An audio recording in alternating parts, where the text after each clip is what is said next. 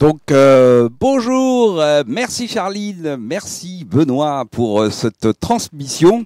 Donc je suis évidemment moi très heureux d'animer cette table ronde. Donc je suis Mathieu Luis, je suis les cofondateur de Jamspot, je m'occupe de tout ce qui est les projets et ça tombe bien parce que avec les invités que je vais laisser se présenter dans 5 minutes, nous allons un peu discuter de qu'est-ce que ça voulait dire de garder son cap numérique en 2024.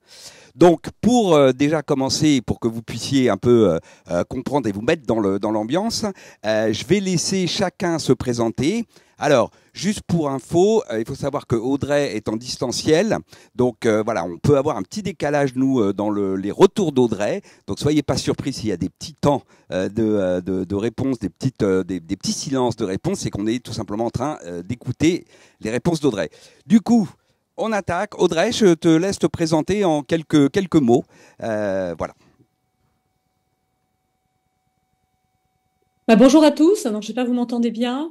Je suis dans le thème parce que je suis en Bretagne actuellement et je suis ravie d'être avec vous à Paris. Donc, moi, je suis donc Audrey Louaille, présidente d'Ecritel et présidente de l'association d'entrepreneurs Croissance Plus. Donc, Ecritel, c'est un hébergeur infogéreur. En fait, on assure l'hébergement, le maintien en conditions opérationnelles et l'infogérance de systèmes d'information et d'infrastructures web d'entreprises variées, dont le point commun est la criticité de leurs services numériques.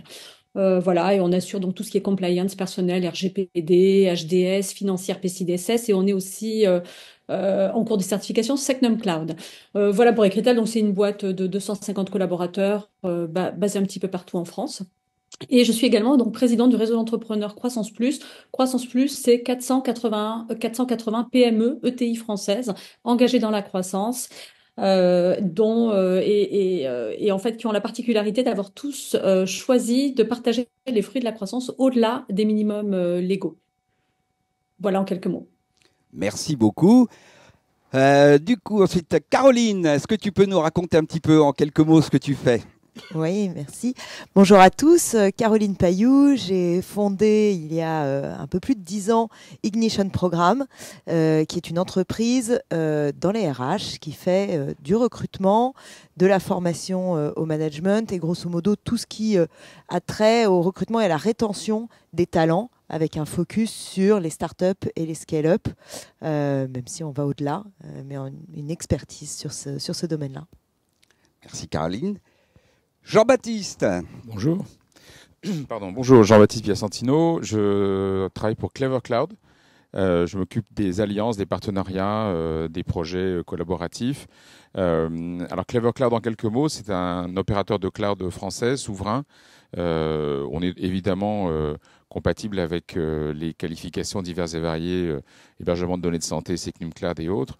Mais la particularité de Clever Cloud, c'est d'avoir une offre qui permet aux développeurs de pousser leur application très rapidement. Donc on est un plateforme as a service pour commencer. Et donc avec Clever Cloud, les développeurs ont une capacité à ne pas s'occuper de tout ce qui est du sous-jacent des applications, mais se concentrer vraiment sur leur code pour déployer plus rapidement. On en parlera un peu plus tout à l'heure probablement. Merci Jean-Baptiste. Et puis, le meilleur pour la fin, non, c'est mon associé. Alain, sympa, si tu peux te présenter. Bonjour à tous, voilà, ravi de vous retrouver justement pour ce Summit 2024, pour ce live qui va prendre toute la matinée. Donc moi je suis le dirigeant cofondateur de Jamspot, Jamspot, nous on édite une solution qui aide justement à garder le cap dans ces questions numériques. C'est ce qu'on va voir toute la matinée avec nos invités. Comment on fait justement aujourd'hui dans un monde avec beaucoup de turbulences, un petit peu de mousse qu'il peut y avoir autour du bateau pour garder le cap. Et ça, pour ça, on a besoin de capitaine, on a besoin de technologie, on a besoin de bateaux fiables. Et voilà, c'est ce qu'on essaie de faire, un bateau fiable pour la communication et la collaboration des entreprises. Voilà. Merci Alain. Donc, alors je voulais aussi vous signaler que vous avez un live. Donc, si vous avez des questions, si jamais vous avez un chat sur le live, pardon. Si jamais vous avez des questions, n'hésitez pas, elles me seront relayées. Donc, je pourrai les poser à nos experts. Alors, je propose qu'on commence à rentrer un peu dans le vif du sujet. Alain, donc tu as bien dit effectivement le cap, il faut aller garder le cap, c'est un peu le thème. Et du coup, je vais commencer par toi, Audrey. Alors, donc dans cette année 2024, on a bien vu, une année pas facile, une année même difficile, globalement, on le voit tous les soirs aux 20h, ça y est, on a le retour des plans de licenciement, etc. Donc on voit bien que c'est économiquement pas facile. J'avais envie de savoir, est-ce que toi, ce que tu as constaté chez tes clients dans les entreprises, justement, garder le cap, où est-ce qu'ils ont gardé le cap? Quels sont les éléments sur lesquels ils sont absolument restés focus, quand bien même dans la tempête, ou en tout cas début de tempête, ils voulaient absolument garder ça d'un point de vue du numérique dans les entreprises. Et est-ce que même par hasard, il n'y aurait pas eu des opportunités, parce que qui dit événement extérieur dit aussi opportunité dans le numérique? Alors, ce qui est sûr, c'est qu'on est quand même sur un climat géopolitique extrêmement chahuté et que dans les métiers du digitaux comme les nôtres, en fait, on est vraiment en avance de phase. Je pense que on a vraiment cette vision des investissements qui peuvent être bloqués ou pas. Enfin, on a une vision avance de phase par rapport à l'économie générale. Nous, en fait, donc, on fait de l'infogérance de systèmes d'information assez critiques. Donc, les clients n'arrêtent pas ce type de prestations. En revanche, ce que je le constate depuis plusieurs mois, c'est en fait qu'on est vraiment sur un trend de prestations de maintenance de systèmes d'information déjà existants, et il n'y a pas de nouvel investissement sur les infrastructures actuellement. Donc, en gros, on est quand même un métier qui est extrêmement gourmand en capitaux et en investissement. Et clairement, on sent que nos clients ont fermé la vanne des investissements sur de nouvelles infrastructures digitales, et qu'on est vraiment sur un marché de maintenance, notamment aussi avec l'augmentation des coûts des licences actuelles que nous avons vécu en ce début d'année. D'accord, je te remercie. Et donc, tu parlais tout à l'heure, c'est un autre sujet qui m'intéresse, donc tu dis qu'il y a effectivement moins d'investissement. Pour autant, tu disais que toi, tu partais dans la certification Secnum Cloud. Si tu peux d'ailleurs rappeler ce que c'est pour nos spectateurs ou internautes qui nous suivent. Et puis, justement, est-ce que c'est pas un peu paradoxal dans un moment dans lequel tu dis, bah, on a arrêté les investissements, mais finalement, on nous demande d'être plus Secnum Cloud, ce qui, si tu me confirmes, coûte de l'argent finalement quand même. Oui, tout à fait. Secnum Cloud, c'est un gros investissement pour les hébergeurs que nous sommes, tant en temps humain qu'en investissement matériel et logiciel. C'est des mois de travail. Nous, ça fait déjà quasiment un an qu'on est dessus, et on est en J0 et on passera la certification dans les prochains mois. Donc voilà, c'est un travail de longue haleine, beaucoup d'investissement pour nous. Je pense que c'est une condition sine qua non aujourd'hui pour l'hébergement en France. Alors le Secnum Cloud, c'est quoi? C'est en fait un principe de certification qui a été mis en place par la France, en fait, pour faire simple, afin de garantir la sécurité de l'hébergement et la souveraineté de l'hébergement français. Donc c'est une bonne chose. Après, comme toujours en France, on a toujours tendance à surtransposer les normes européennes. Donc c'est vraiment une norme qui est, si je puis dire, ceinture, bretelle et parachute. C'est extrêmement sécurisé, extrêmement processé, encore plus que la 27001, ce qui fait que c'est extrêmement contraignant aussi bien pour les hébergeurs, mais ça va être nécessairement coûteux pour les entreprises à côté. C'est plus coûteux aujourd'hui qu'un système classique. Voilà, c'est en revanche, probablement une nécessité pour les administrations dans quelques temps. Voilà, et c'est déjà quelque chose qui est beaucoup demandé par nos clients. Voilà, par nos clients, dans la mesure où nous, on héberge aussi beaucoup de systèmes d'information de services publics. C'est beaucoup demandé. Voilà. Mais c'est vrai que c'est paradoxal parce que ça nécessite beaucoup d'investissement. Mais enfin, voilà, nous sommes dans un marché où nous devons, nous, hébergeurs, consacrer des capitaux suffisants pour pouvoir nous transformer et améliorer nos systèmes en permanence. Et si nous ne le faisons pas, malheureusement, si nous ne prenons pas ces virages-là, comme il y a eu précédemment la virtualisation, comme il y a eu le cloud et bien d'autres choses, ou la containerisation encore récemment, voilà, nous malheureusement, nous perdons des parts de marché. Je te remercie. Du coup, j'ai envie de rebondir, Jean-Baptiste, qu'on parle SNC, enfin Secnum Cloud, pardon, excusez-moi, j'utilise les abréviations. Toi, de ton côté, est-ce que tu constates aussi beaucoup de demandes, et surtout, est-ce que les clients sont prêts à payer, puisque comme le disait et le dit à l'instant que ça coûte de l'argent. Donc, est-ce qu'effectivement, tu constates, toi, des clients prêts à payer et qui doivent peut-être aller sur le Secnum Cloud? Oui. Alors effectivement, il commence à y avoir un frémissement autour de Secnum Cloud. On commence à avoir effectivement des demandes dans cette direction. Mais il faut rappeler que, comme ce qui vient d'être dit, que Secnum Cloud, c'est à la base une initiative qui permet de s'assurer que les données qui sont hébergées chez les hébergeurs sont bien en sécurité et qu'elles elles ne sont visibles que par leurs propriétaires. Et donc c'est une mesure qui est une mesure, je vais dire, presque protectionniste aussi, hein, qui vise à protéger un marché, notamment le marché de l'administration française et des services publics, contre une fuite potentielle de données vers des hébergeurs qui, eux, sont soumis à des lois extraterritoriales.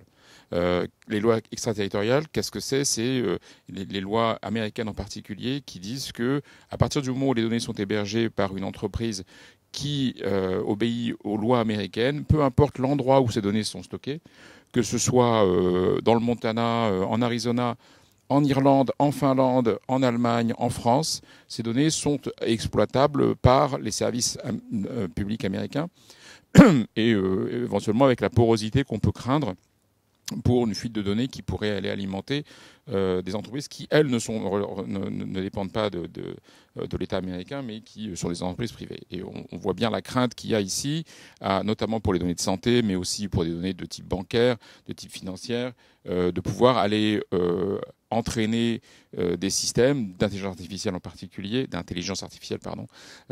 Et donc, Secnum Cloud, c'est une mesure de protection qui est essentielle. Donc, une prise de conscience des entreprises sur la nécessité de protéger leurs données, de s'assurer qu'elles sont effectivement leur propriété, le reste de leur propriété, qu'ils ont le contrôle. Évidemment, tout ça a un coût. Ça nécessite des procédures, comme ça a été dit, compliquées, des investissements importants, une certification qui est longue et coûteuse, pour à la fin obtenir un résultat qui va être certes sécurisé, mais qui a un coût. Donc, il y a toujours une matière de balance à trouver entre est-ce que mon projet a véritablement besoin d'un hébergement Secnum Cloud, est-ce que les contraintes auxquelles je fais face sont effectivement les bonnes, est-ce que je vais appliquer de la même manière, de manière bilatérale, les procédures que j'observe sur Secnum Cloud sur ma propre gestion, sur la manière dont j'opère mes services. Est-ce que je vais effectivement appliquer des mesures de sécurité qui font que je ne crée pas de maillons faibles dans ma chaîne de production? Tout ça, ce sont des choses qu'il faut prendre en compte dans l'évolution. Mais il y a effectivement un mouvement, notamment avec j'allais dire la directive, mais c'est pas le mot que je cherche là, Cloud au centre, la doctrine Cloud au centre, qui impose donc aux services publics progressivement de basculer sur des infrastructures protégées de type Secnum Cloud ou HDS selon les environnements. Merci. Effectivement, la doctrine Cloud Centre, là j'ai envie de me tourner vers Alain. Alors nous, c'est quelque chose, on a pas mal de clients dans le domaine public. Toi, Alain, est-ce qu'aujourd'hui, effectivement, tu vois que cette doctrine Cloud au centre se poursuit? Est-ce qu'effectivement, les services publics, globalement, basculent dans le cloud et demandent particulièrement du Secnum Cloud, justement, pour être un petit peu en accord avec tout ce qui a été demandé par l'État? Avant de répondre à ta question, tu posais la question au départ du cap. Parce que là, on est en train de prendre le bateau vraiment depuis la cale, parce qu'on a commencé par les moteurs, parce que nous, on fournit effectivement des moteurs, et puis où est-ce que c'est hébergé, jusqu'au capitaine, et puis à tout l'équipage. Et là, on parlera je pense des people et des gens. Je pense que Caroline aura plein de choses à nous dire là-dessus. Donc moi, le cap que je vois par rapport à ça, déjà de ce bateau en général, là-dessus, je suis assez d'accord avec Audrey, c'est que c'est plutôt maximiser ce qu'on a. Dans un moment un peu plus difficile, on maximise ce qu'on a. Donc on l'optimise. Et par exemple, que ce soit d'un point de vue hébergement ou que ce soit d'un point de vue usage, nous, sur les logiciels, ce qu'on voit, c'est qu'effectivement, ils cherchent beaucoup de performance. Utiliser au maximum, par exemple, Gemspot, en tant qu'usage, etc. Et là, je rebondis sur ta question. Augmenter l'usage, si on prend la question par exemple, des outils collaboratifs, des outils de communication, les intranets, etc., c'est coller au plus près de ce que les utilisateurs attendent. Or, pourquoi est-ce qu'il y a eu Cloud au centre, le fameux Cloud au centre, qui était d'ailleurs une transposition de ce que les États-Unis avaient fait il y a 15 ans plus tôt quasiment.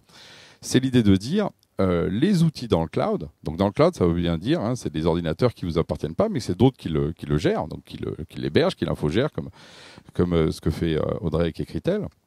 Ou ce qu'on fait nous pour nos clients en SaaS, c'est-à-dire qu'on donne du service. On n'a pas besoin d'installer, on n'a pas besoin de gérer justement comme le Windows de ses enfants où c'est tout compliqué le week-end parce qu'on voit bien que c'est compliqué de gérer un logiciel. La question, elle est qu'à un moment donné, l'usage devient plus simple. On donne directement un outil qui est consommable, qui est utilisable, et il n'y a pas besoin d'avoir de compétences techniques. Et ça, là aussi, c'est un cap qui est gardé, c'est comment est-ce que je fais pour être le moins dépendant de la technique. Et c'est là où, effectivement, comme le dit Jean-Baptiste, il y a un peu un paradoxe, c'est que cette histoire de Secnum Cloud, cloud au centre, donc on veut faire de l'usage, mais on dit, ah oui, mais en même temps, ça va être Secnum Cloud, et là, on met une contrainte sécuritaire complexe. Donc là, une espèce d'aporie, une espèce de contradiction. Et le constat que j'ai, moi, c'est que dans l'État, les administrations, les agences, elles sont prises entre ces deux éléments-là. Elles veulent aller plus vite avec le cloud, elles voient Secnum Cloud, elles voient des surcoûts, et donc elles tournent comme ça, et on leur dit qu'il faut baisser de manière budgétaire. Et donc, en fait, c'est ce qu'on appelle le double bind. Elles ont une double contrainte. Et donc, selon, finalement, le dirigeant avec qui on est, il va choisir une des contraintes. La contrainte du coût, ou la contrainte de l'usage, en fonction de ce qu'il estime le plus juste. Et je pense que la question, c'est comment tout ça va atterrir sur les années qui viennent. Merci. Du coup, effectivement, on voit bien d'ailleurs là, on est assez État, parce que c'est une contrainte d'État. J'ai envie de revenir vers Audrey. Audrey, dans le monde privé, donc qui est moins, qui je pense est moins soumis à ça. Jean-Baptiste, tu l'as évoqué à un moment, en fait que oui, bon, il faut mettre de la sécurité, mais est-ce que là, par contre, comme tu disais, finalement, ça a moins d'importance. Et oui, les gens vont vers plus de cloud, consomment du cloud. Finalement, ce service, c'est assez fondamental pour eux, et ils migrent. Les entreprises migrent doucement doucement ou rapidement d'ailleurs, vers le cloud. Je suis désolée, la question a coupé. Ah, je te demandais si finalement les entreprises privées, parce qu'on parlait beaucoup de l'État, mais là je voudrais revenir sur les entreprises privées. Est-ce qu'elles s'embarquent cette contrainte aussi? Jean-Baptiste disait que bah oui, pour la sécurité, il faut faire le client souvent essaye de faire le choix entre ces contraintes de sécurité et le fait de se déployer dans le cloud. Est-ce que toi tu vois effectivement bien que les gens continuent à se déployer dans le cloud? Et finalement c'est quoi en 2024? Qu'est-ce qui fait que on peut accélérer son déploiement dans le cloud si je suis une entreprise? Oui, clairement, toute notre clientèle privée est très à cheval sur les déploiements sur le cloud et principalement sur la sécurité, hein. Le fer de lance finalement et la problématique principale de tous nos clients, c'est la sécurité. Aujourd'hui, malheureusement, il y a les premières guerres, et on en parlera certainement tout à l'heure, hein, les premières guerres, ce sont des guerres numériques, hein. Le monde n'a jamais été aussi ouvert et pourtant, je trouve qu'à l'échelle d'aujourd'hui, finalement, l'échelle d'aujourd'hui, c'est plus le monde, c'est les territoires. Voilà, et avec finalement, il y a tellement de problématiques de sécurité que les clients cherchent absolument à restreindre le plus possible et à sécuriser leur système d'information. Donc voilà, là, il y a beaucoup d'investissements au niveau de la sécurité encore cette année. Secnum Cloud en fait partie. Voilà, donc je pense que ça va rester encore, ça reste dans le train principal. On a beaucoup d'audits, beaucoup de plateformes qui sont certifiées notamment sur des normes comme PCI DSS. Voilà, et ça reste une constante en tout cas et un axe de développement fort pour nous cette année. Merci. Oui, on voit bien nous-mêmes qu'avons été certifiés ISO 27001 l'année dernière, donc on était tout fiers. Effectivement, on a effectivement rentré dans ce cadre de sécurité parce qu'on sent bien que les clients veulent plus de sécurité. Alors, je propose qu'on twiste un petit peu de sujet et je vais venir vers Caroline. Parce qu'un des autres enjeux, évidemment, en ce moment dans l'entreprise, c'est, on va dire, tout ce qui est le travail hybride. Hein. On en est la preuve aujourd'hui. On en fait du distanciel, du présentiel. À nouveau, dans cette année 2024, on a quand même vu pas mal de grandes annonces, que ce soit d'ailleurs des boîtes de la tech, comme des boîtes plus traditionnelles, on va dire, qui disaient oh là là, le télétravail, plus de télétravail. Alors, j'avais envie de te demander, Caroline, toi qui es un peu au cœur de ces sujets-là, est-ce que tu as constaté effectivement des gens qui reviennent en arrière, qui essayent de ramener tout le monde dans les bureaux? Est-ce que finalement c'est quelques annonces de grands groupes, un peu de com, ou est-ce que c'est un vrai élément de fond? Ou est-ce que l'élément de fond, c'est pas justement, oui, télétravail et le distanciel? Alors, c'est réel. C'est réel. Ça a commencé d'ailleurs dans la Silicon Valley bien plus tôt, hein. Ils ont commencé par envoyer tout le monde chez eux, très confiants dans la technologie, puis après ils ont ramené tout le monde au bureau, pour certains. Et là, ce qu'on voit ici, en ce moment, c'est des entreprises qui veulent tout le monde au bureau et des salariés qui veulent que du télétravail. Donc, oui, il y a un mouvement de ramener les gens au bureau, sauf que si on veut recruter et si on veut retenir les talents, eh ben, c'est pas possible, c'est pas compatible. Donc, il n'y a pas, moi je n'ai pas un candidat qui ne demande pas au moins 1 ou 2 jours de télétravail. Oui, c'est devenu vraiment quelque chose de base pour un salarié oui, aujourd'hui. De pouvoir avoir un moment de travail, de deep work, de travail en profondeur, sans être dérangé, etc. Alors, ce que j'ai envie de questionner, c'est plutôt le pourquoi tout ça. Ce qui se passe, c'est j'ai envie de dépasser la question du manque de confiance qui est pas très intéressante, mais qui est réelle. C'est-à-dire qu'il y a des employeurs qui se posent la question de qu'est-ce qu'ils foutent chez eux. Bon, on pourrait aussi se poser la question de qu'est-ce qu'ils foutent derrière leur ordi quand ils sont au bureau. Tu peux aussi préparer tes vacances. Donc en réalité, pour moi, c'est un non-sujet et ça doit se dépasser par des modes de management plutôt à l'objectif, plutôt en trust and support que en command and control. Mais dépassons ça. La question derrière ça, c'est qu'il y a une réalité quand même, au-delà de cette... La productivité qu'on a quand on est chez soi, elle semble parfois supérieure. Vous avez déjà senti quand vous êtes chez vous et que vous n'êtes pas dérangé, vous avez le sentiment d'avancer beaucoup plus. Le problème, c'est qu'il y a aussi des pertes de productivité dont on s'est rendu compte dans la durée qui sont immenses et qui vont vous intéresser, vous, en tant que communicant interne. Il y a des pertes de productivité immenses dans, par exemple, si je vais vous donner un exemple, mais il y en aurait beaucoup d'autres. Un exemple, c'est j'envoie un email ou un SMS parce que j'ai envie d'aller vite. C'est quoi il vient d'où ce chiffre d'octobre? Évidemment, le chiffre est pas très bon. Je reçois ça et je me dis zut, quelle est l'intention derrière? À aucun moment je réponds le chiffre il est là et en réalité, il y avait moins de rendez-vous commerciaux sur septembre et ça explique. Je ne vais pas répondre 2 lignes là-dessus. Je vais me questionner sur c'est quoi cette mise cette mise en cause de mon travail, puisque c'est à moi qu'on pose la question, donc j'imagine que c'est mon travail. Et donc, je vais répondre souvent à un email extrêmement long qui va prendre en compte toutes les intentions possibles de mon interlocuteur. Est-ce que tu m'as mise en cause? Et du coup, je me défends.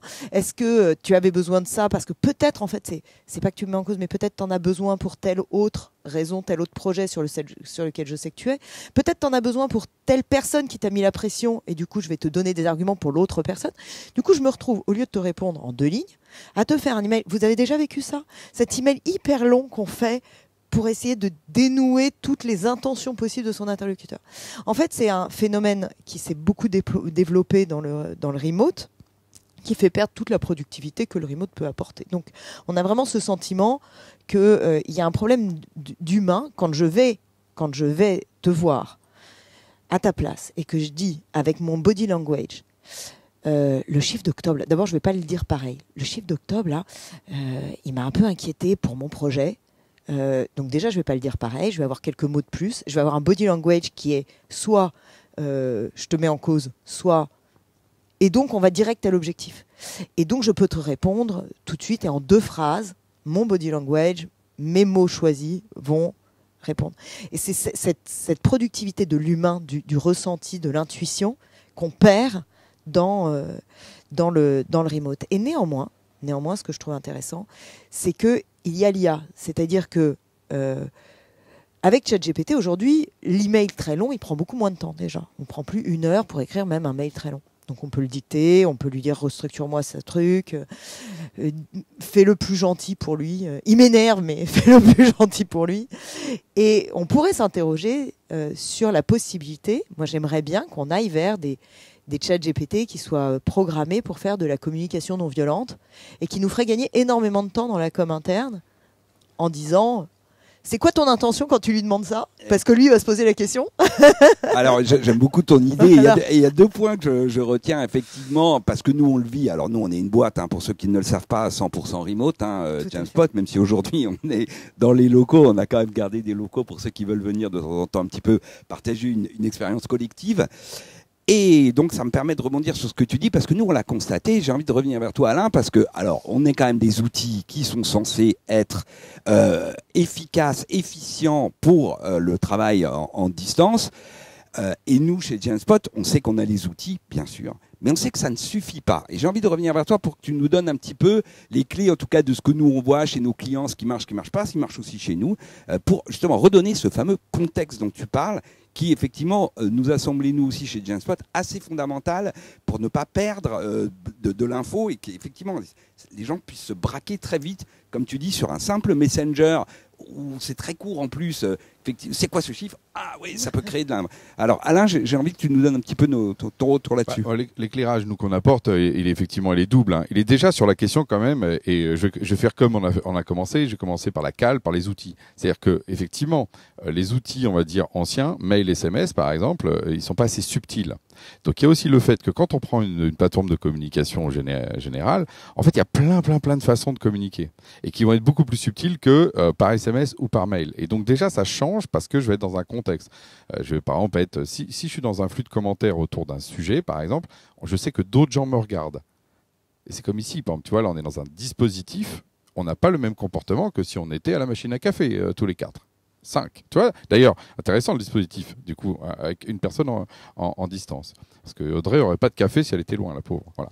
Donc le dispositif, il est clé. Ça, c'est l'outil. Et ensuite, il y a un deuxième truc, c'est la culture. Et par exemple, c'est la culture d'apprendre effectivement à par exemple, poser des questions. Obliger les gens à donner du why. Je veux un why. Et ça se fait par l'exemplarité. Pour moi, combien de fois je rappelle, je mets why, 2 points, why en majuscule, en plus je le fais de manière un peu grossière exprès, why, 2 points. Moi, quand on fait le compte rendu codir, par exemple, je dis why, voilà telle problématique, voilà ce qu'on a décidé. Et tu pourrais le contraindre par l'outil. Enfin, le contraindre. Et voilà, j'allais rebondir. Bien sûr. L'intention, le why de la question, l'intention. Et là, c'était mon troisième de développement, c'est qu'effectivement, je pense que, et là-dessus, je te rejoins complètement, l'IA peut faire des choses incroyables. Nous, on est en train de travailler, j'en parlais tout à l'heure là, dans nos annonces, effectivement, sur des logiques, en fait, dans lesquelles, en fait, on travaille les prompts, ce qu'on appelle les prompts, par utilisateur, pour être capable, justement, de ressortir les problèmes que pose même un message. C'est exactement ce que tu viens de dire. Quand tu dis, tu l'as formulé de manière magnifique, quand tu dis, j'aimerais une IA qui fasse de la communication non violente, mais c'est quoi, c'est le prompt, on va l'écrire comme ça. Tu dois aider. On le fait ensemble. On le fait ensemble. Et effectivement, tu dois répondre de manière non violente. Que penses-tu de mon message? Et peut-être en le faisant avant que la personne fasse enter. Enfin, plutôt, elle fait enter. Voilà. Et on pourrait même imaginer que mon IA me connaît bien, ton IA te connaît bien. Du coup, elles se parlent entre elles pour se dire attends, il va mal réagir là.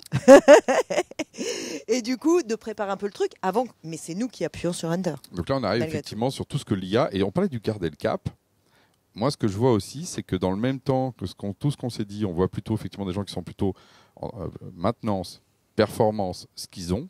Par contre, ils sont extrêmement à l'affût aujourd'hui de tout ce qui se fait sur l'IA. Nous, nos clients gardent le cap loin en se disant sur l'IA, il y a quelque chose qui va se passer dans mon métier. Honnêtement, je ne sais pas trop où. Parce que nos clients sont assez honnêtes d'ailleurs pour le dire. Il n'y a pas de...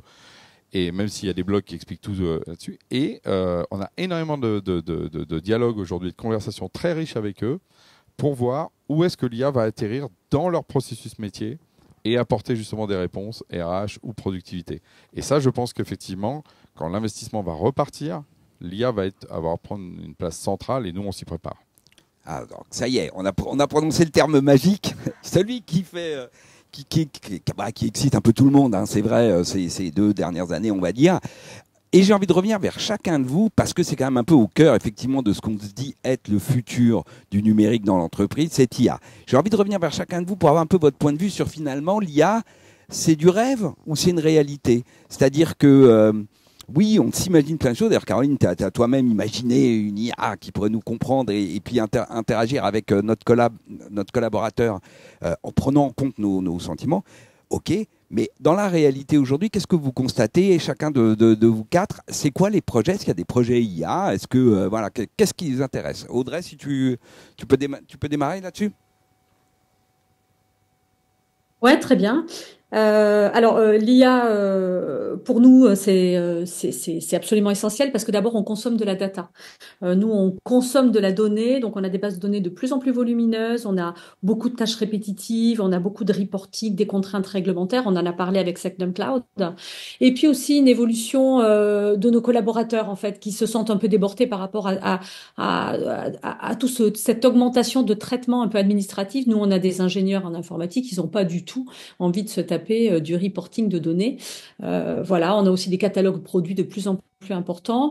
Et la grosse valeur ajoutée de l'IA pour nous, la première step, c'est vraiment l'automatisation. Alors, on le fait déjà sans IA, mais en gros, le principal risque en exploitation informatique, c'est vraiment l'erreur humaine. Donc, l'IA, l'automatisation et ensuite l'IA va nous permettre en fait d'avoir notamment des installations toujours identiques, de simplifier l'administration de nos plateformes, par exemple, et donc, in fine, de limiter les pannes. C'est absolument essentiel. Demain, alors là, on n'y est pas encore. Demain, ce sur quoi on est en train de travailler, c'est la généralisation de bots qui vont nous permettre, qui vont en fait être des aides à la décision. Donc, ils vont nous permettre, lors d'un incident ou lors d'un incident au sens utile du terme, dans la plateforme, on va réunir l'intégralité des informations, aussi bien le monitoring, les procédures, que d'aller chercher comment dans l'historique de la plateforme pour pouvoir aider le collaborateur à analyser les données et le monitoring, à pouvoir suggérer des pistes en fonction des usages et de l'historique de la plateforme, et ensuite d'aider le collaborateur à résoudre. Pourquoi c'est intéressant? Parce que ça va vraiment, ça va permettre aux collaborateurs d'avoir des tâches plus intéressantes, plus qualifiées, et en fait de se dédouaner un peu, de limiter en fait la partie administrative. Voilà, donc focalisation sur l'expertise du collaborateur. Voilà, voilà, la concentration aussi sur la communication, qui est une vraie valeur ajoutée, la communication avec le client. Voilà, donc ça c'est un peu le bon côté pour nous de l'IA, et ce qu'on a mis en place chez Écritel et ce sur quoi on va. Il faut dire malheureusement qu'aujourd'hui l'IA, elle est essentiellement utilisée, on la voit principalement dans côté cyberattaque, et notamment deepfake, etc. Et que, en gros, si ça permet d'automatiser le bien, ça permet aussi et surtout d'automatiser les attaques cyber et toutes les problématiques que l'on rencontre au quotidien. Et donc, ça a complexifié aussi notre tâche d'infogérance et d'administration sur ce point-là. Oui, c'est ça, c'est un peu double peine. Ça fait des choses formidables, mais ça pose aussi beaucoup de questions et de problèmes, et particulièrement pour vous qui êtes hébergeur. Oui, du coup, ça vous oblige à mettre en place de nouvelles stratégies pour protéger les données. Toi aussi, Jean-Baptiste, côté IA, tu dirais quoi, toi? Oui, alors en fait, nous on observe peut-être, si je veux citer 3 axes sur lesquels l'IA est essentielle sur la manière dont on opère notre activité. Un exemple typique, c'est la détection de la fraude. On est un fournisseur de services de cloud. On a des clients qui nous payent pour les services que l'on opère, et évidemment, il y a des gens qui n'ont pas envie de payer et qui ont envie quand même malgré tout d'avoir le service. Et donc, ils développent tout un tas de mécanismes qui permettent donc de se retrouver en situation de fraude. Et donc, pour nous, la problématique est de savoir à quel moment il s'agit effectivement d'une opération frauduleuse, et donc l'IA nous aide à développer ce genre d'alerte et de détection. C'est pour tes propres services là, c'est pas tes clients qui te commandent un système de détection de fraude, ça c'est toi qui as mis en place de l'IA pour voir s'il n'y a pas de la fraude dans tes services, sur tes services, c'est ça? Alors effectivement, c'est dans un premier temps centré sur nos propres activités. Il n'est pas du tout exclu que ça devienne quelque chose qui soit utilisable par nos clients et qu'on puisse proposer à nos clients en tant que service manager d'aide à la détection de commandes frauduleuses. Deuxième point, et donc on pourrait aussi, comme Audrey l'a indiqué, appliquer ces mêmes méthodes à l'observation du trafic pour savoir à quel moment on est face à une attaque cyber, et les détections de patterns, etc., qui sont déjà en place et qui peuvent être augmentées, entraînées aujourd'hui avec le volume auquel on a l'habitude de traiter. La deuxième chose, c'est face à la quantité de documentation, de procédures de réglementation auxquelles on doit faire face, quelquefois ça dépasse les spécialités de chacun. Un outil d'IA qui permet d'exploiter la base de connaissances de l'entreprise à tous les niveaux, que ce soit sa propre documentation, que la réglementation, que les procédures, eh bien ça permet d'aller plus vite et de trouver des réponses sans avoir à interroger 3 ou 4 personnes consécutivement, avec peut-être finalement un retour à la case départ parce qu'on n'a pas exploité tous les bons chemins. Donc deuxième aspect, c'est la mobilisation de la documentation interne et un usage interne. Le troisième, et je vais m'inscrire un petit peu en faux avec ce que Caroline disait, juste pour faire l'avocat du diable, c'est que je me dis, est-ce que effectivement l'objectif c'est d'entraîner une IA pour compenser nos inaptitudes relationnelles, ou est-ce qu'au contraire on a plutôt intérêt à faire en sorte que l'homme devienne plus en capacité de comprendre ce que la machine peut lui proposer et donc pouvoir l'orienter et donc entraîner les hommes finalement à mieux répondre et faire face aux situations qui sont des situations d'ordre émotionnel, interaction, etc. Donc voilà, ces sujets-là, pour nous, ce sont des choses qui sont intéressantes à regarder, en particulier quand on se met à écrire des emails de manière automatique, quand on se met à dire écris-moi une réponse à telle question, envoie un message à telle administration, envoie un message à tel client, etc. Pouvoir juger de la qualité du texte qui a été généré par l'IA, ça demande une compétence nouvelle, ça demande une mise en perspective de son propre langage, qui, elle, nécessite une formation particulière, je pense. Voilà. Donc, on a une formidable ouverture avec l'IA qui est capable... Enfin, l'IA, alors, je me permets une incise ici. Quand on dit IA, jusqu'à présent, là, on vient de parler essentiellement de LLM, hein, pour ce qui est de la génération de code automatique, de texte automatique, pardon. Pour la détection de patterns et de documentation, c'est un petit peu différent. Et donc il faut faire attention à ce que cet outil, qui offre de nouvelles possibilités, soit accompagné d'une maîtrise consciente de l'outil, évidemment. J'enfonce un peu des portes ouvertes ici, mais c'est important de rappeler que ça ne va pas remplacer les hommes et que les collaborateurs sont toujours en situation d'exercer un jugement et d'adapter leur conversation. Je trouve ça très intéressant. Avant de rebondir, Alain, parce que sur ton point 2, qui était comment la masse de connaissances de l'entreprise peut être exploitée par l'IA, je te repasserai la parole à Alain, parce que je pense qu'on a quelques éléments nous à dire. En tout cas, on commence à faire des expérimentations avec nos clients. Je voulais juste, Caroline, que tu rebondisses là-dessus, parce que, évidemment, on voit bien la grande frayeur de tous ces collaborateurs, de tous ces salariés qui ont peur d'être remplacés par des IA. Et comme disait Jean-Baptiste, est-ce qu'il faut faire progresser l'humain ou est-ce qu'il faut faire progresser l'IA? Finalement, nos investissements, on a intérêt à apprendre aux IA à faire des choses ou apprendre à l'humain à mieux gérer les choses. Voilà.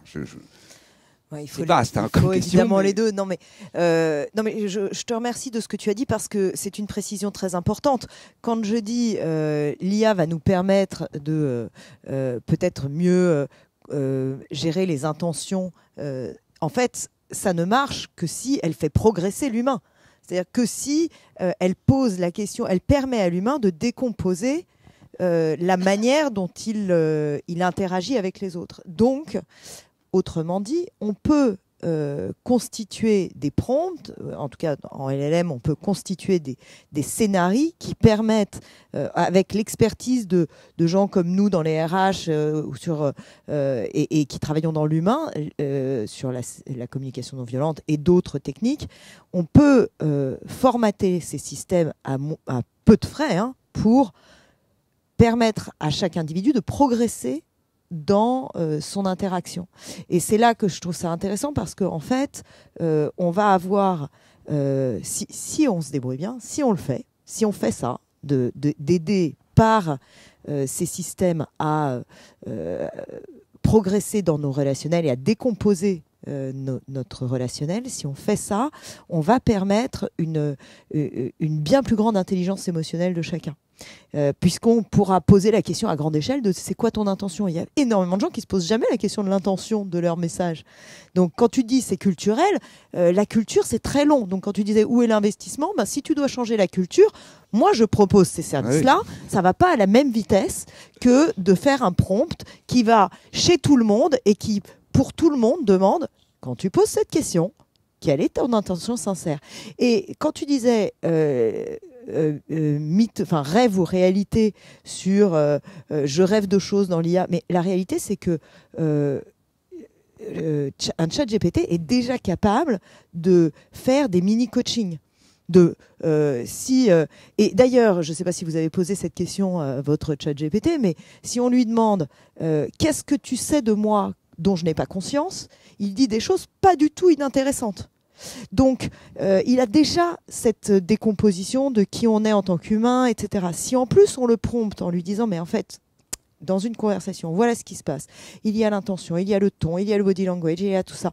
Et donc, toi, quand tu vas t'adresser à un tel, qu'est-ce que tu vas mettre en place ? Quelle est l'authenticité qu'il y a derrière et quel est ton objectif ? Si je décompose en négociation, c'est quoi ton enjeu ? C'est quoi ton objectif ? C'est quoi ta position ? Si à chaque fois on donne toutes ces méthodes et que, en fait, on va faire progresser l'humain considérablement en conscience, puisqu'on va lui donner la méthode au passage. C'est ça, en lui apprenant à faire des prompts correctement, on va lui aussi apprendre des bonnes méthodes de gestion. En l'obligeant à faire les choses correctement, à envoyer les bons messages, on va l'obliger à s'élever. Et c'est ça que je trouve intéressant avec l'IA. Et c'est déjà ça, c'est déjà en quelque sorte une réalité. Après, si on parle des talents, il y a pour l'instant une espèce de confusion où les gens ne savent pas très bien ce que l'IA va donner dans leur domaine, ce qu'on se disait, et donc ils ne savent pas très bien quoi recruter comme compétences. Les compétences sont encore un peu fumeuses, c'est-à-dire que on a des candidats qui disent qu'ils savent, en fait. Voilà, parce que c'est tout nouveau. Donc chacun a réussi à adapter un peu ce qui était à disposition à son cœur de métier. Les très bons utilisateurs de ce qui est proposé, en fait, sont difficiles à repérer. Et ceux qui travaillent vraiment dans l'IA, par contre, sont aujourd'hui des candidats qui font double ou triple de salaire des autres. C'est ce niveau-là. Hein. C'est des salaires californiens.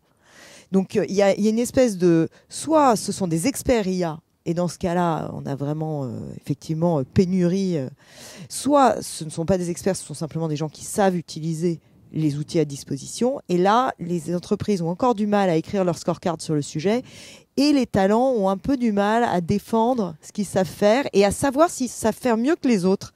Il y a aussi une conscience de soi, conscience de sa propre compétence. Alors ça me permet de rebondir parce que justement, je reviens vers toi, Alain, on parlait IA, etc. Parce que effectivement, un des enjeux, c'est de mettre l'IA de façon la plus simple possible, parce que c'est pas si simple, tu l'as dit, d'ailleurs la preuve c'est qu'il y a des gens qui mettent dans leur CV, qui savent faire des prompts, etc., qui sont des experts de la manipulation, entre guillemets, des IA.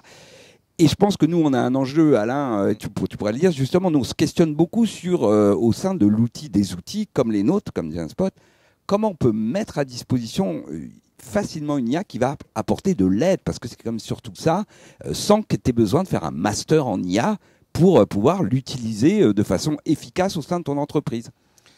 Oui, et pour aller dans le sens, l'IA, c'est ma passion. Moi, j'ai commencé ma carrière là-dessus.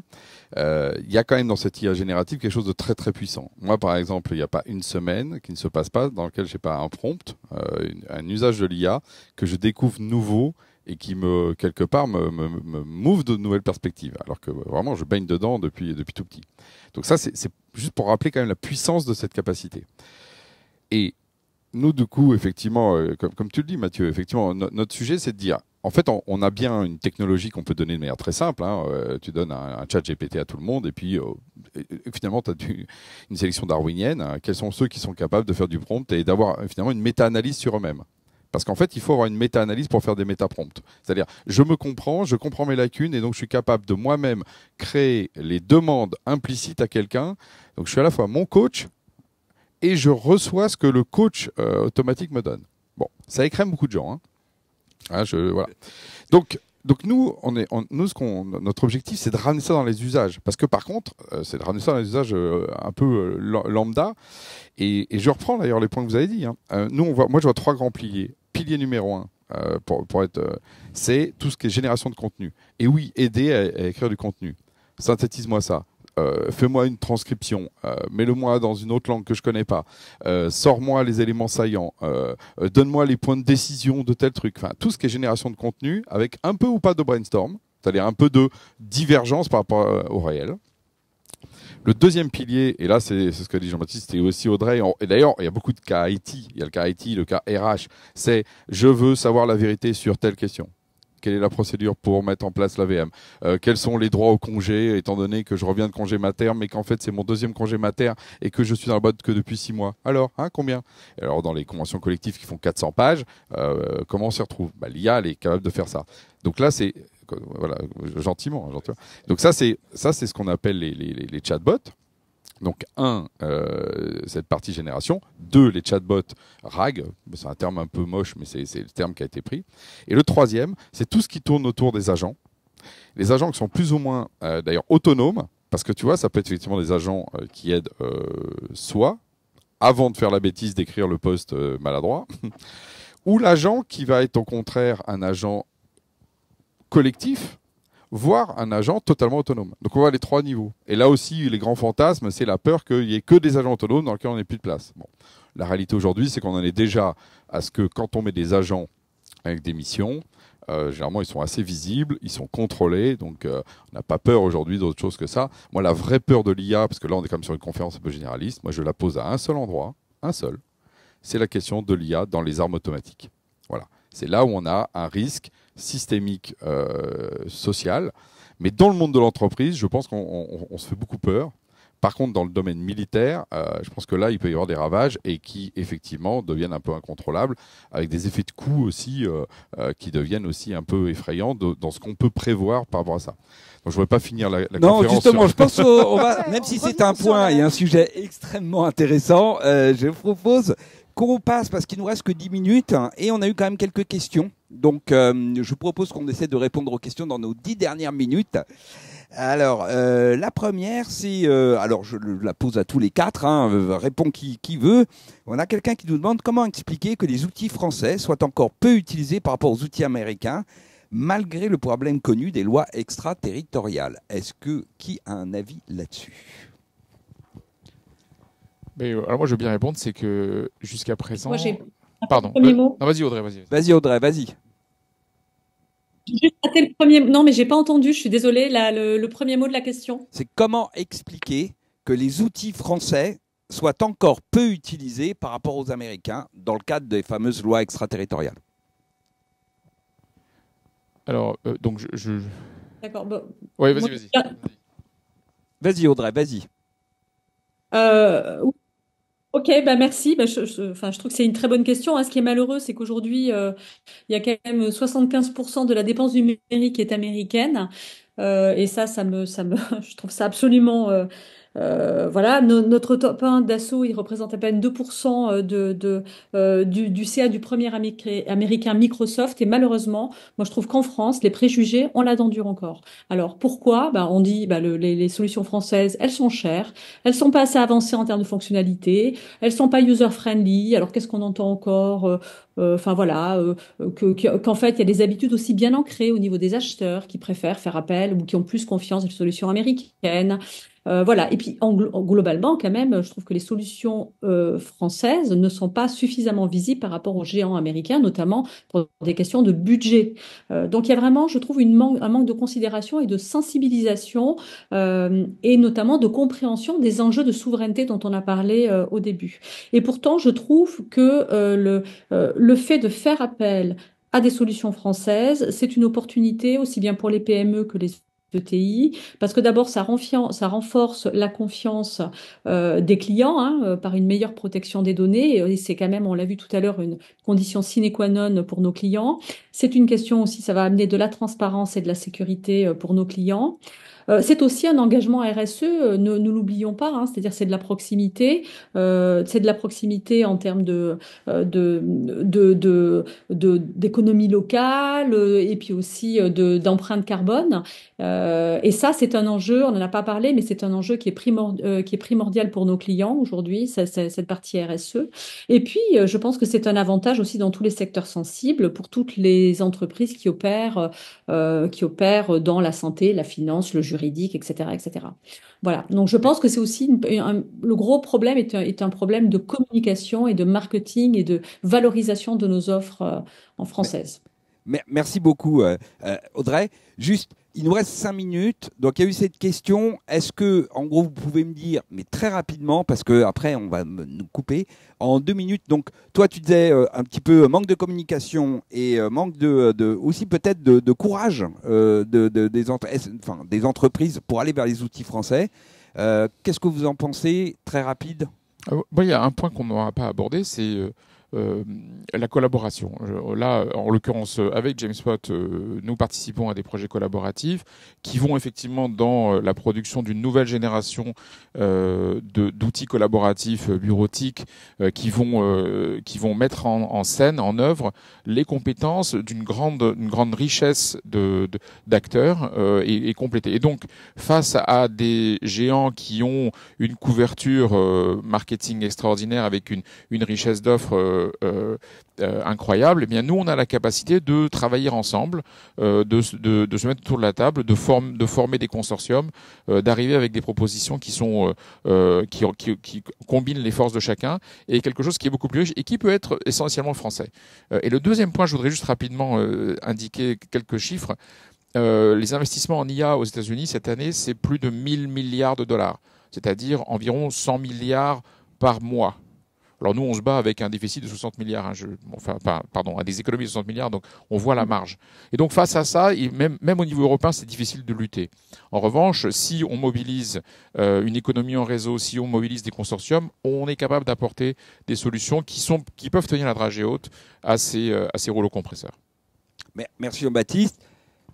Alain, Caroline, juste un dernier petit point. Caroline. Non, mais après, ce sont des histoires, moi j'en reviens toujours à l'humain. Après, ce sont des hommes et des femmes dans les entreprises qui doivent faire ce genre de choix.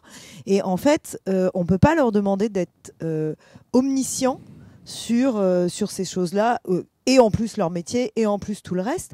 Donc à un moment donné, s'il y a un enjeu de souveraineté, de sécurité d'État, etc., l'Europe pourrait, au-delà de faire des lois et des normes, communiquer sur et faire savoir et accompagner l'usage de basculer sur des solutions françaises. Alain. Oui, et puis on mesure également qu'il y a quand même une vraie croissance. Hein. Si on prend ne serait-ce que nos chiffres, nous aujourd'hui on a 400 000 utilisateurs au quotidien qui utilisent nos solutions. Donc 400 000 utilisateurs au niveau de la France, c'est loin d'être ridicule.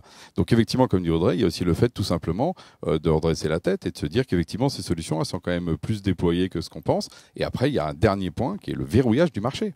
Aujourd'hui, Microsoft a un certain nombre de plaintes contre lui, on a cité son nom, parce que tout simplement, il abuse de sa position dominante et que, année après année, il fait face à de plus en plus de plaintes, de plus en plus, à un moment donné, d'amendes, et ça amènera sans doute, je pense, un renouveau du marché. C'est ce qu'on est en train de vivre, comme le dit Jean-Baptiste. Je pense moi, je suis plutôt optimiste sur le fait que l'Europe peut rebondir, parce qu'elle a une culture aussi sur ces questions d'IA.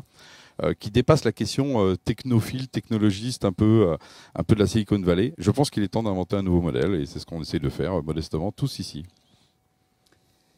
Eh ben, il est presque le temps de terminer. Hein. On a eu d'autres questions. Alors, je suis désolé pour ceux qui ont posé des questions. Je les ai reçues un petit peu tard. Il y en avait une autour de Bleu, Alain. Il nous reste 2 minutes. Que pensez-vous de l'arrivée de Bleu sur le marché? Parce qu'on est en plein dans cette question-là. Là. Qu'est-ce que tu nous dirais là en 1 minute ou 2? Je dirais que Bleu, c'est typiquement justement l'alliance d'un État qui dit, pour ceux qui connaissent, hein, c'est le cloud au centre. En incluant du Microsoft, opéré par Orange. Donc, c'est l'État qui n'est pas cohérent justement par rapport à cette question. Voilà, je pense qu'il y en a certains qui ne comprendront pas le sujet. Effectivement, c'est que pourquoi est-ce qu'on est obligé de mettre en place une solution américano poussée par des Français, alors que l'État français aurait pu tout simplement s'équiper de solutions françaises et européennes, tout simplement. Et c'est là où on se dit que le génie français, des fois, c'est de compliquer les choses. Oui, comme disait Jean-Baptiste, comme tu dis, c'est compliqué parce que, comme dit Jean-Baptiste, on a effectivement des projets ensemble financés par l'État pour faire des suites collaboratives et on comprend pas trop pourquoi après l'État qui nous finance d'un côté nous met des bâtons dans les roues ensuite pour aller choisir nos petits camarades américains. C'est effectivement assez surprenant. Désolé donc à tous nos amis internautes qui étaient sur le live. Pour ceux qui ont posé des questions, hein, il y en avait plein intéressantes. J'ai pas dit, il y avait la loi de Crocker, les règles de Crocker. Voilà, des choses comme ça autour de ça. Écoutez, ce sera l'occasion sûrement un autre live ou n'hésitez pas, venez sur notre site et rentrez en contact avec nous. On est toujours ouvert pour discuter de ces sujets-là. Nous, on aime beaucoup ça chez Genspot, pour ceux qui le savent. On aime bien se poser des questions pour surtout essayer d'apporter les meilleures réponses et à vous, entreprises, à nos clients, voilà, d'essayer de faire progresser nos outils pour vous aider. Je crois qu'il va être le temps de redonner la main. Merci beaucoup Audrey. Alors je sais que c'était pas facile le distanciel, mais écoute, on t'a bien entendu. Je crois qu'il n'y a pas eu trop de décalage. Je remercie évidemment Alain, je remercie Jean-Baptiste, je remercie Caroline pour votre participation, je remercie tous les internautes et je repasse la main à Benoît et Charline.